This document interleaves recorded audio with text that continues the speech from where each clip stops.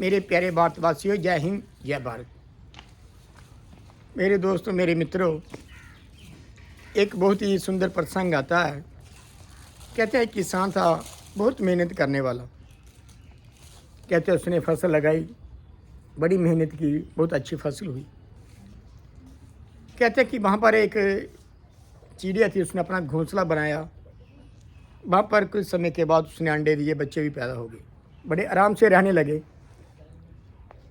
वो चिड़िया कहीं बाहर जाती है और उनके लिए दाने चुके लाती है, उसको खिलाती भी है, अपने बच्चों का पालन पोषण कर रही होती है।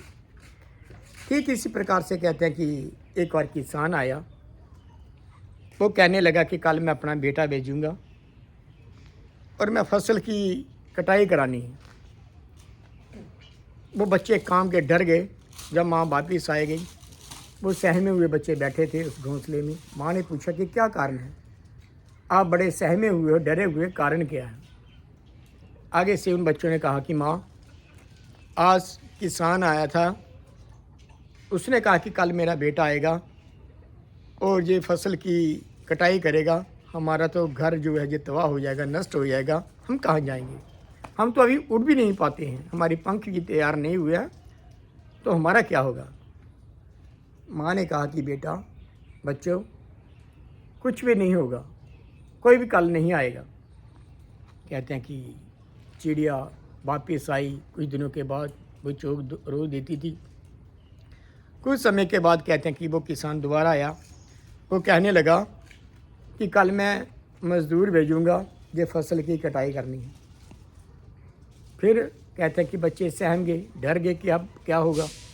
जब माँ वापिस आ गई, पूरी बात सुनेगी, किसान आया तो उसने कहा कि कल मैं मज़दूर भेजूँगा और फसल की कटाई करवाऊँगा, लेकिन हमारा घर तबाह हो जाएगा, नष्ट हो जाएगा, हम तो अभी उड़ना भी नहीं सीख पाए हैं। तो माँ ने फिर कहा वो कल नहीं आएगा, आराम से आप निश्चिंत रहो, वो नहीं आएगा। कहते हैं कि समय व्यतीत होता गया। एक दिन किसान फिर आया। वो कहने लगा कि कल मैं खुद आऊँगा, अपने खेत की कटाई करूँगा। कहते हैं कि माँ बजा वापिस आई, दाने लेके उनको देने लगी। वो बच्चे फिर वो बात सुना कि ऐसी ऐसी बात है, किसान आज खुद कह रहा कि मैं कल खुद आऊँगा और अपने फसल की कटाई करूँगा। तो माँ ने कहा कि अब समय आ गया है, अब समय आ गया है, हम कहीं नया घोंसला तैयार करते हैं, नया घर तैयार करते हैं, जहाँ से आज ही हम उड़ जाते हैं। क्योंकि बच्चे भी उड़ना सीख गए थे। उन्हें क्या किया कि वहाँ से उड़े चले गए, दूसरा घर बना लिया। बच्चे ने पूछा कि ऐसा क्यों, पहले 2 बार आपने इनकार किया, वो नहीं आएंगे, तीसरी बार जब किसान ने कहा मैं खुद आऊँगा, इसका रहस्य क्या, इसका जरा स्पष्टीकरण करके बतलाइए। आगे से माँ ने उन बच्चों को समझाया कि देखो, जब इंसान दूसरे के ऊपर निर्भर रहता है, वो कार्य नहीं होते हैं। जब कोई भी कार्य करते हैं तो वो मालिक जब खुद उसमें शामिल नहीं होता है, कहते हैं कि वो कार्य नहीं हो पाते हैं। इसी प्रकार से मुझे ज्ञान था कि वो कार्य नहीं हो, क्योंकि वो दूसरे के ऊपर निर्भर था।